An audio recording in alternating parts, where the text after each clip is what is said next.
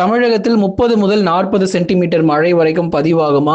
எந்த அளவுக்கு இந்த புயலுடைய தாக்கம் இருக்க போகுது? வரலாறு காணாத மழை பொழிவு இந்த சென்யார் புயல் காரணமாக பதிவாகுமா அப்படின்னு பலரும் நிறைய கேட்டிருந்தாங்க. கண்டிப்பா அது குறித்து நம்ம பார்க்க போகிறோம். நீங்க மறக்காம கடைசி வரைக்கும் வானிலை அறிக்கையை கேட்டு பயன்பெறுங்க. எந்தெந்த மாவட்டத்துல கனமழைக்கான வாய்ப்பு இருக்கு, எந்தெந்த மாவட்டங்கள்ல மிக கனமழைக்கான வாய்ப்பு இருக்கு அப்படிங்கிறதையும் கண்டிப்பா நம்ம சொல்றோங்க. ஏன்னா ஒவ்வொரு நாளுமே நமக்கு மழை பொழிவு அப்படிங்கிறது தீவிரமாகிட்டே தான் இருக்கு. எல்லா தினங்களிலுமே நமக்கு மழை வாய்ப்புகள், மழையினுடைய தீவிரம் நம்ம இருக்கிறத பார்க்கிறோம். சில மாவட்டங்கள், குறிப்பிட்ட சில மாவட்டங்களை பொறுத்த வரைக்கும் பரவலாக மிதமானதிலிருந்து கனமழை வரைக்கும் இரவு நேரங்கள், நள்ளிரவு நேரங்கள், சில இடங்கள்ல அதிகாலையில கூட ஒரு சில மாவட்டங்கள்ல பரவலாக மழை வந்து கொண்டு இருக்கு. இன்றைக்கு நிறைய மாவட்டங்கள்ல மழை இருக்கு. இன்றைக்கு பொறுத்த வரைக்கும் நிறைய மாவட்டங்கள்ல மழை இருக்கு. நாளை மற்றும் நாளை மறுநாளும் பரவலாக மழை பொழிவு மிதமானதிலிருந்து கனமழையாக இருக்கும். அப்போ எப்போதாங்க இந்த சென்யார் என்கிற புயல் தமிழ்நாட்டுக்கு வரப்போகுது, ரொம்ப அதிகமான மழை கிடைக்கும் அப்படின்னு கேட்குறீங்களா? அதையும் நம்ம கண்டிப்பா பார்க்கலாம். நீங்க எல்லாருமே சப்ஸ்கிரைப் பண்ணி சப்போர்ட் பண்ணுங்க. வங்கக்கடலில் உருவாகும் சென்யார் புயல் காரணமாக வட தமிழக கடலோர மாவட்டங்கள் மிக மிக அதிகமாக பாதிக்கப்படுவதற்கான வாய்ப்புகள் இருக்கு. அதுல குறிப்பா சென்னையில பொறுத்த வரைக்கும் அதிகப்படியான காற்றுடைய வேகம் பொறுத்த வரைக்கும் இருக்கும். திருவள்ளூர் மாவட்டத்திலும் அடுத்த வாரத்துல ரொம்ப அதிக மழை பொழிவும் ரொம்ப தீவிரமாக இருக்கு. இந்த சென்யார் என்கிற புயல் பொறுத்த வரைக்கும் அதிக மழை பொழிவு தமிழகத்துல கொடுத்து இதுவரைக்கும் மழை பெய்யாத இடங்கள் தேவையான அளவு மழை பொறுத்தவரை நமக்கு வந்து பூர்த்தி செய்யும். முதற்கட்டமாக தாழ்வு பகுதியாக உருவாகிய பிறகு அதன் பிறகு காற்றழுத்த தாழ்வு மண்டலம், கடைசியாக ஒரு புயல் சின்னம், பிறகு தீவிர புயலாகவும் இந்த சென்யார் பொறுத்த வரைக்கும் மாறப்போகுது. இது நகரக்கூடிய திசை பொறுத்த வரைக்கும் வடக்கு வடமேற்கு திசை நோக்கி நகரும். அப்போ வடக்கு வடமேற்கு அப்படின்னா சென்னை, நெல்லூர் போன்ற இந்த இடைப்பட்ட பகுதிகளில் கரை கடப்பதற்கான வாய்ப்பு ரொம்ப அதிகம். சென்னை, திருவள்ளூர், காஞ்சிபுரம், செங்கல்பட்டுக்கும் அதே மாதிரி நெல்லூர், திருப்பதி, விஜயவாடா போன்ற பகுதிகளுக்கும் இடைப்பட்ட இடத்துல இந்த புயல் பொறுத்த வரைக்கும் கரை கடந்து அதிக மழை பொழிவு தமிழ்நாட்டுக்கும் இருக்கு. அதே சமயத்துல ஆந்திர மாநிலங்கள், தெற்கு ஆந்திர பகுதிகளிலும் அதிக மழை பொழிவை எதிர்பார்க்கலாம். சென்னைக்கும் நெல்லூருக்கும் இடையே கரை கடந்து கிட்டத்தட்ட அதிக மழை பொழிவு, அதை நம்ம சொன்னோம் இல்லையா? ஏன்னா இது முழுமையா சென்னைக்கு வந்து கரை கடந்துச்சுன்னா 50 சென்டிமீட்டர் மழையை தாண்டிடும். ஆனா இது வந்து பகுதியாக, அந்த புயல் பொறுத்தவரை பகுதியாக சென்னைக்கும் பகுதியாக ஆந்திராவுக்கும் போகிறது அப்படிங்கிறதுனால மழை பொழிவு சற்று குறைந்து ஒரு 30 சென்டிமீட்டராவது நம்ம எதிர்பார்க்கிறோம் நிச்சயமாக பெய்யும் என்று. காற்றுடைய வேகத்தன்மை எப்படி இருக்கும் அப்படிங்கிறத பார்க்கலாம். திருவள்ளூர் மாவட்டத்தில் அதிக காற்று வீச வாய்ப்பு. இதெல்லாம் எப்போ நடக்குங்க அப்படின்னா நவம்பர் 27, 28, 29 ஆகிய தேதிகளில் தான் இந்த புயலுக்கான வாய்ப்புகள் பொறுத்த வரைக்கும் ரொம்ப அதிகமாக இருக்கும். அப்போ காற்றுடைய வேகம் திருவள்ளூர் மாவட்டத்தில் 120 கிலோமீட்டர் வேகத்திலும், சென்னையில் 100 கிலோமீட்டர் வேகத்திலும் பலத்த சூறை காற்று அப்படிங்கிறது வீசுவதற்கான வாய்ப்பு இருக்கு. அப்போ திருவள்ளூர் மாவட்டத்தில் கும்மிடிப்பூண்டி, பொன்னேரி போன்ற இடங்கள்ல 120 கிலோமீட்டர் வேகத்துல கடுமையான காற்றுடைய வேகம் நிச்சயமாக இருக்கும். சென்னையிலுமே 100 கிலோமீட்டர், 90லேருந்து 100 கிலோமீட்டர் வேகத்துல சென்னையில், அதே மாதிரி காஞ்சிபுரம் மற்றும் செங்கல்பட்டுல 80 முதல் 90 கிலோமீட்டர் வேகம் பொறுத்த வரைக்கும் கண்டிப்பா இருக்க போகுது. அடுத்த வாரம் ரொம்ப தீவிரமான நிகழ்வுகள் பொறுத்த வரைக்கும் தமிழகத்துக்கு வரப்போகுதுங்கிறதுனால நிறைய இடங்கள்ல மழை நமக்கு வந்து மிக மிக அதிகமாக கொட்டி தீர்க்க போகுது. அதனால நவம்பர் 27ஆம் தேதி முதல் 30ஆம் தேதி வரைக்கும் கடுமையான கனமழை பொறுத்தவரை கடலோர மாவட்டங்களில் தீவிரமடையும். நிறைய இடங்கள் தாழ்வான பகுதிகளில் வெள்ளப்பெருக்கு ஏற்பட வாய்ப்பு இருக்கு. எங்க பார்த்தாலும் ஒரே வெள்ளப்பெருக்காக இருக்கும். நிறைய மாவட்டங்கள் தண்ணீரில் மிதப்பதற்கான வாய்ப்பு இருக்கு. சென்னை, திருவள்ளூர், காஞ்சிபுரம், செங்கல்பட்டு உள்ளிட்ட மாவட்டங்களிலும் அதிக இடங்கள்ல கனமழையானது ரொம்ப ரொம்ப தீவிரமாக இருக்கும். நவம்பர் 27ஆம் தேதி முதல் 30ஆம் தேதி வரை கடுமையான கனமழையானது கடலோர மாவட்டங்கள்ல தீவிரம் அடைய போகுது.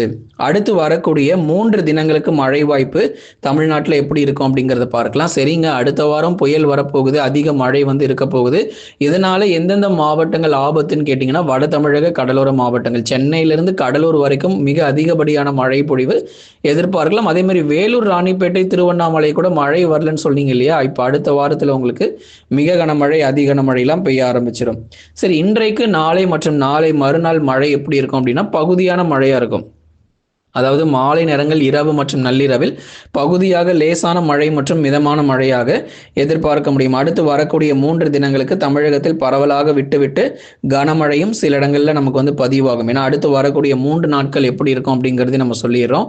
அடுத்து வரக்கூடிய 3 தினங்கள் பொறுத்தவரை, அதாவது சென்னை, திருவள்ளூர், காஞ்சிபுரம், செங்கல்பட்டு இது போன்ற மாவட்டங்கள், அதே மாதிரி கடலூர், விழுப்புரம், புதுச்சேரி மற்றும் காரைக்கால், டெல்டா மாவட்டங்கள்ல நிறைய இடங்கள், குறிப்பா மயிலாடுதுறையிலிருந்து புதுக்கோட்டை வரை உட்பட இருக்கக்கூடிய அனைத்து கடலோர மற்றும் கடலொட்டிய மாவட்டங்களில் மிதமான மழை பொழிவு, சில இடங்களில் கனமழை கூட ஆங்காங்கே வந்து பதிவாகும்.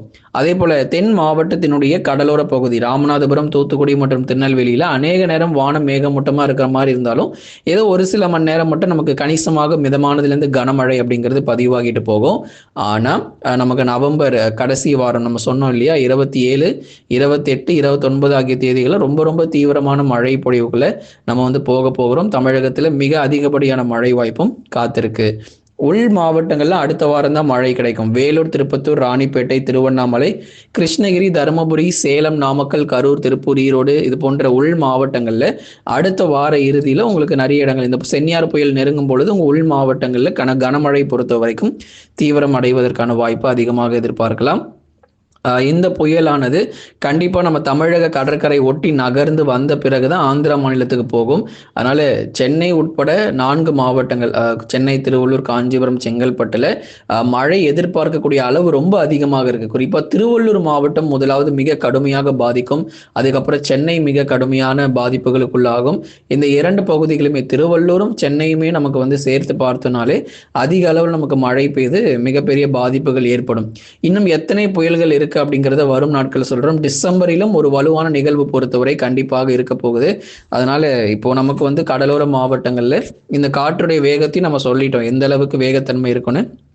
வங்கக்கடல்ல இருக்கிற வரைக்கும் 120 - 130 கிலோமீட்டர் வேகத்துல இந்த புயல் சின்னமானது தொடர்ந்து மையம் கொண்டு இருக்கும். அதுக்கப்புறம் கரையை நெருங்கும் போது அதோடைய வேகத்தை குறைத்து 90 - 110 கிலோமீட்டராக மாறுவதற்கான வாய்ப்பும் ரொம்ப அதிகமாக இருக்கும்.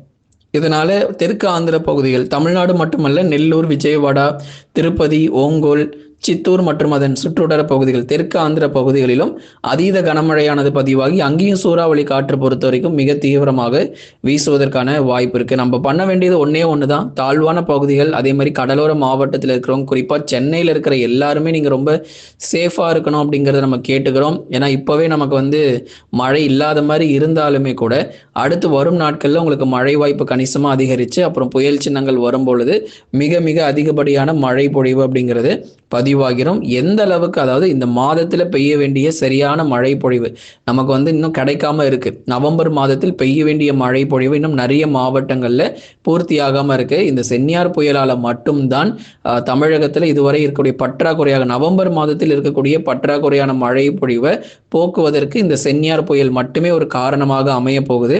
வரலாறு காணாத மழையும் கண்டிப்பா நம்ம எதிர்பார்க்க முடியும். அது கூடுதல் மழையோட தான் நம்ம டிசம்பர் மாதத்துக்குள்ள போக போகிறோம். அதனால எங்க ஊர்ல மழை இல்லை, தண்ணீர் பற்றாக்குறை அப்படிங்கிற பேச்சுக்கே இடம் கிடையாது.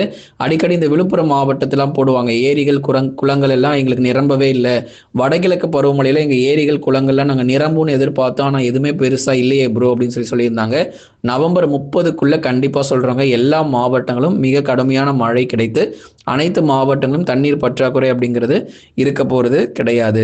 நண்பர்களே, நீங்க மறக்காம ஒரு லைக் பண்ணுங்க, சப்ஸ்கிரைப் பண்ணி தொடர்ந்து சப்போர்ட் பண்ணுங்க. துல்லியமான வானிலை இருக்கையும் பெற்றுக்கொள்ளுங்க.